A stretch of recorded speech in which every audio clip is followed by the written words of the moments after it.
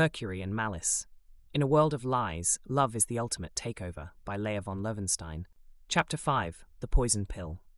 The boardroom of Ashford Capital hummed with the sterile chill of impending mutiny. Julian stood at the head of the mahogany table, his knuckles white against the polished surface, as a slideshow of plummeting stock prices glared from the screen. Eleanor Ashford's voice cut through the silence like a scalpel.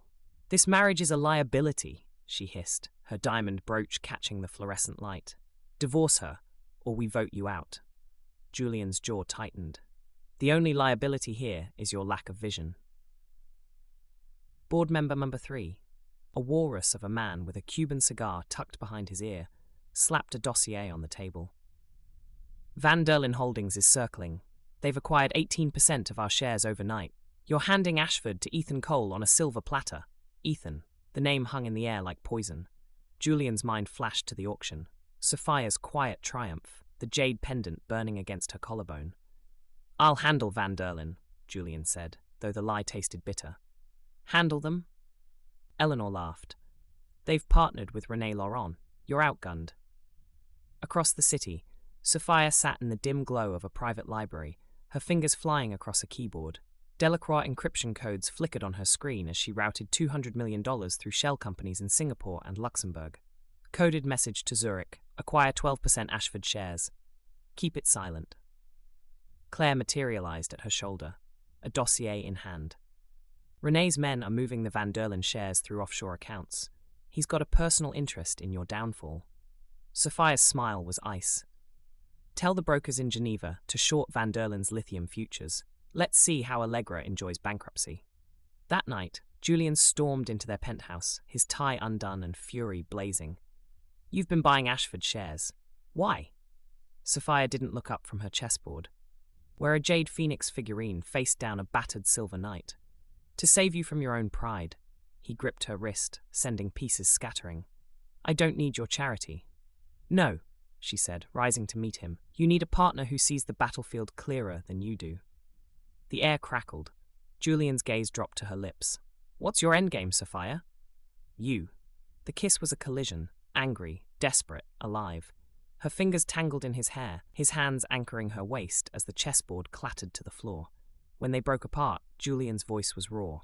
"Who are you?" Before she could answer, his phone buzzed, a text from Eleanor. "Emergency meeting. Van Derlin's upped their stake to 25%. The Voss merger is our only out."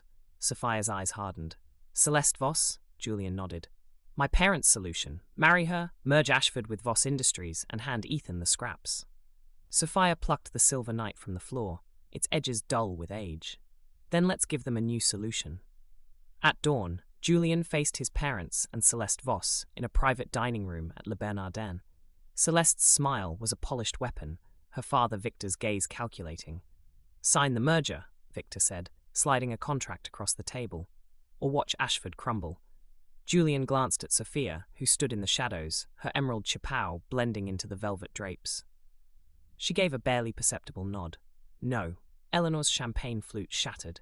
"You'll ruin us." Sophia stepped forward, her voice silk and steel. "He'll save you."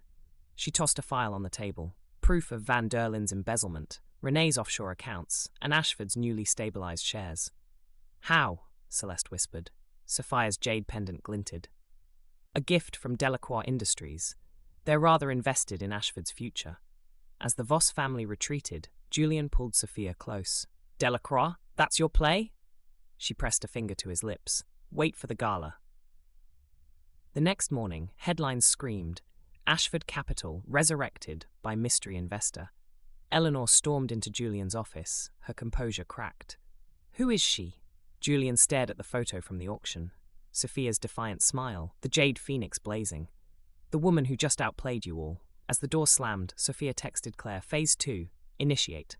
The gala will be their end." Somewhere offshore, René Laurent watched the news, a detonator in his hand. "À bientôt, chérie," he murmured. "See you soon."